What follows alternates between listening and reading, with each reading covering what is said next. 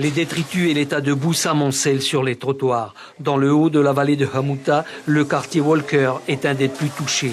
La rivière a traversé 9 habitations, certaines irrécupérables. Et là, on dort devant au chapiteau contenait.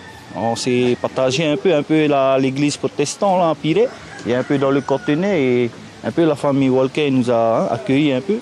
On s'est partagé quoi. Voilà 2 jours que les habitants aidés par les familles et des amis dégagent le mobilier abîmé et les détritus laissés par l'eau. Dimanche à 3h du matin, il a beaucoup monté. Et après, eux sont sortis. Ils étaient obligés de sortir, les voitures, tout ça. Et c'est ici qu'a beaucoup touché avec le pont. Et ils ont juste eu le temps de sortir leur voiture et leur garage est parti. Nous sommes dans la vallée de Hahunu, à Mahina. Ici, plusieurs familles sont isolées. La force des eaux a détruit les berges. Les ponts et les passerelles sont impraticables. Avec peu de moyens mais beaucoup de courage, ces 3 hommes tentent de dégager leur pont.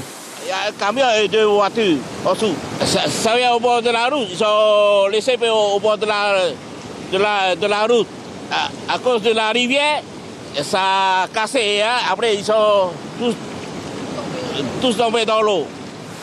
C'est ici plus en amont que les véhicules étaient garés. Sur environ 60 mètres, la chaussée a été emportée. L'eau s'est arrêtée à la limite des propriétés.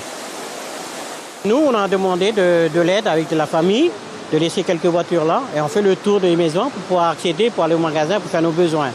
Mais dans la dépêche d'aujourd'hui, on avait bien dit que le territoire vienne voir comment ça se fait qu'ils sont venus à Touarou hier. Ils ne sont pas venus chez nous à Hounou.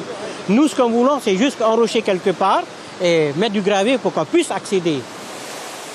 Dans ces vallées sinistrées, les quantités de pluie recueillies en quelques heures équivalent à la pluviométrie moyenne de tout un mois de janvier.